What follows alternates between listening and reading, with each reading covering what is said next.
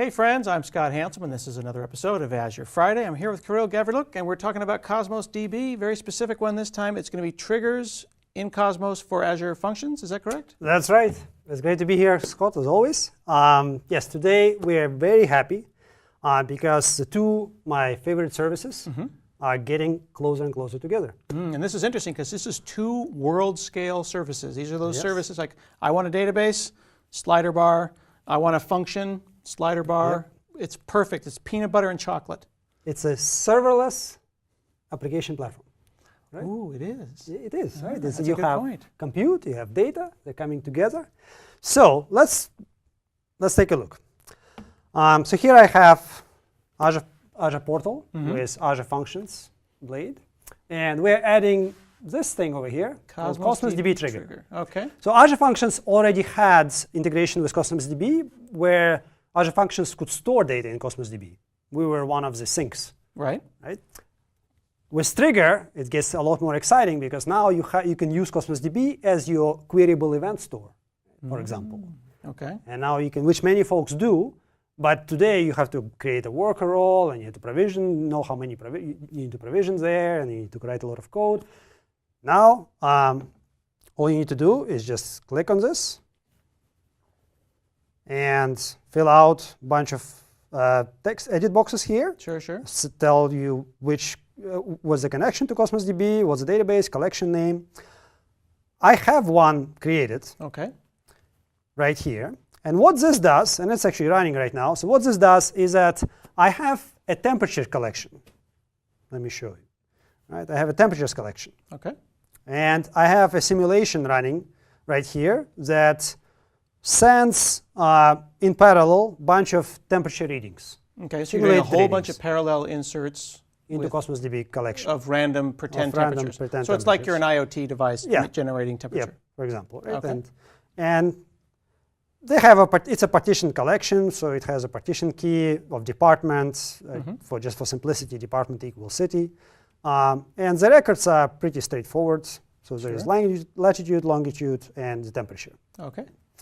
I have an Azure function right here that receives an input. It will get triggered anytime a new document appears in Cosmos DB. And at whatever scale it needs to happen. Does it get triggered with one document or a list of this batch? It's a list of documents, list of this batch. So what's the interval? Right now we pick it smartly, which basically there is certain interval time, and we get and we query and we get the next batch to process. Over time we'll look into giving you more control. What's the batch size? So in this case, it could be 1, it could be 5, it could be 100. Could it be 1,000,000 or more? No. It's limited to the. It's actually in some sense governed by the size of the data that Cosmos DB is willing to give you at one time, and it's also governed by the throughput that you provision. Because we don't want to abuse. So it's a simple pagination. But it's, as you said, it's smartly chunked. It's paged, and it's not going to miss anything. If I send in 10 and then the next one is 20, we're not going to miss 2 or 3 in the middle. You know what you've notified. Yes. And if you see any failure, you can put it in a poison collection, I guess you could call it.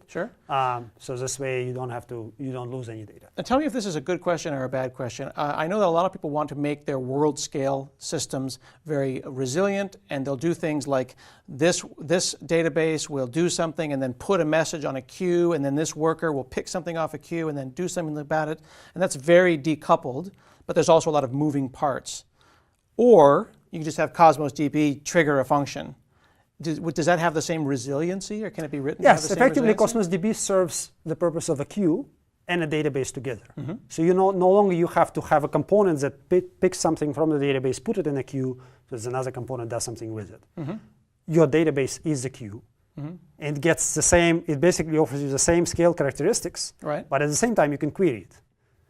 So if I can have my hot path data, and I can query it.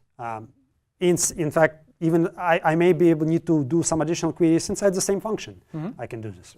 What about, like you said, things going bad, or maybe I'm 20 or 30, I get a list of 20 inputs. So here we go, I got 6 right there. What if I manage to handle 5 of them but not 1? How do I retry that and not miss that? So right now you put them in another collection. Right now, so this thing knows how to read reliably. But what you do inside this code It's kind of your responsibility. to So you. the best thing is to handle the errors correctly and put any documents you couldn't read, put them in a poison, I guess you could call it poison collection. Poison envelopes or whatever, and then run it back through again. That one would then trigger. Yeah. In fact, you could have another function looking at that poison collection and figure out what to do with it. So this is another way to do that kind of resilient message passing. Interesting. So what are you processing here? You're looking at these. Are you texting like a whole lot of people right now? Yeah, so I'm texting myself and just draining my data plan. So if the temperature exceeds 80 degrees, then I'll get a text. So I have my phone right here, right? I wonder if it has it texted you yet? No, because I haven't. I smartly put the code since I'm simulating all the temperatures are below 70. Okay. But let's simulate one above 80 degrees. So we're gonna, and let's see if demagogues are with us. So you're going to make a new document. You're inserting yourself. Yes, and this I'm using Azure Data Explorer. Right. So I'm working and I'm simulating a new entry, and I'm just going to set. I need to put a different key ID so that I'm not conflicting. Let's just to make sure remove all the system properties. Okay. Those will get generated on the insert. Right. And then let's change the temperature to be 85. All right. And let's save it. And let's wait for it. The moment of truth. Sent from your trial account. Excellent. Yep. And then it's got the right there, the latitude and longitude that we saw put in right there. 0.9. Fantastic. Now, certainly not a replacement for Azure Notification Hubs and things like that, but a very visceral example that a database trigger now got routed to this Azure function. That function can be written in anything, C#. And it can send it to anywhere. Node, and it can send it to anywhere. It can do whatever you want to with it. In fact, it can send to Azure Notification Hubs. So is it every insert, or how did you decide what characteristic changed in Cosmos that fired that function? So the way it works underneath the covers is it uses a component we recently introduced. I'm glad you asked, which is Cosmos DB change feed. So you could do this yourself. You don't have to rely on Azure functions if for some reason you want more control. Some folks prefer more control, some prefer less hassle. Change feed is a feature of Cosmos DB where I can continuously read the log of change entities, the documents or graph. This works with graphs, with Mongo, with any of the API. So I'm continuously reading a list of change documents. It's a continuation token pattern. So I query, I get a batch. That batch is governed by how much throughput you provisioned on collection and how much is there on that second left. And so we'll give you a bunch of documents. And then in continuation token, with that continuation token, you can go ahead and read again.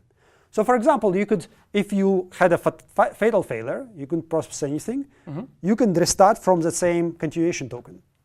So the Azure function, for example, can return an error. If it throws an error, then you can restart from the previous continuation token. So nothing is lost. Right. And you can use it for literally anything. You can migrate. It's the simplest 3 lines of code, copy one collection to another, right, using Azure functions.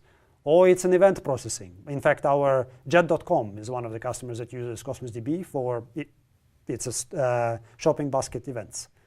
Really? Yeah, and that's what they do. They use change feed and they listen. And then honestly, they can do whatever they want to. Like exactly. You could think of examples, but I mean, you've got retail, gaming, content management. That's one idea. Like trigger a call to some API because something changed. Information showed up in a shopping cart. Doing real-time stream processing, and supporting tools like Stream Analytics or HD Insight or Spark or whatever big data you want to do.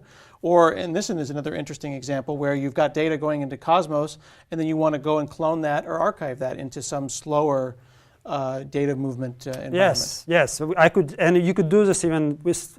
I could add another function. It just archives it into blob. Really? Yeah. And they would just run as many of them. And people can ask, well, why would you want to do that? Well, but you can. You can do whatever makes you happy. Yeah, and it's cheaper to store than the blob, and you can store history. An audit log or any number of things like that. Interesting. And then the pricing is obvious because you're already paying for Cosmos DB, and Azure functions are easily and simply priced as well. So you're probably already using this kind of technology. If you use Azure functions, this is great. There's probably people who don't even know that they have this feature. Yes, I think the functions was the way to present it to the world. Yeah. That hey, we So have change I feed. don't necessarily have to use Azure Functions, right? I can also plug into other aspects of Yes, Azure. you can just use change feed and directly and do anything you like in it. Azure Functions uses change feed behind the scenes, and it auto scales. We give you how much remaining work remaining, so you can dynamically auto scale your workers. We help you with figuring out the. There is a change feed processor library that helps you with figuring out avoiding conflicts between multiple workers, dynamically partitioning, and. But if I use Azure Functions, it's really just a matter of making the new function and then, like you said, picking from few that lines of template code. and pointing it over to Yes. Cosmos DB. 5-10 minutes, I can have my prototype running. Yep. And this exists right now? Yep, it's available right now, and you can go in Azure Functions and create a function and connect it to your Cosmos DB collection, and in a couple lines of code, get notifications going. And then one last thing, I see your input. You've got your read-only list of documents that's coming in there. Where's your output? Its output is right here, so I'm doing asynchronous send of SMS. So my output is Twilio. Your output is a Twilio. And then if you had an output set in your Azure function, would it be an out parameter or would it be a return parameter? If I had to set, so Twilio supports either way. So I'm using this as this message is an out parameter. You cannot have, in async case, you cannot have an out parameters for async functions. Right. So I had to do it this way. You could, for Cosmos DB, if I wanted to copy from one collection to another. The output of the input of one to the output of another. You have two Cosmos collections. Yes, then it would be just I output list of documents. So you then fill up a non-read-only list, a list of documents called output, and then they would move its way into the next DB. And just by filling those documents into that output, the inserts are implied. Yes. That's a pretty slick model. I love the copy. I should have actually prepared this. The copy just takes 3 lines of code. Really? Copy for one collection Because it's to the input, the copy of the collection, all and then you put it out. And then, I like that you don't actually have to use the Cosmos SDK, as easy as it is. You just put it into a collection, and then it moves its way through the function, which is a great example of serverless computing. Yep. Fantastic. Thanks for sharing that. My pleasure. We are learning all about Cosmos DB and its new trigger for Azure Functions here on Azure Friday.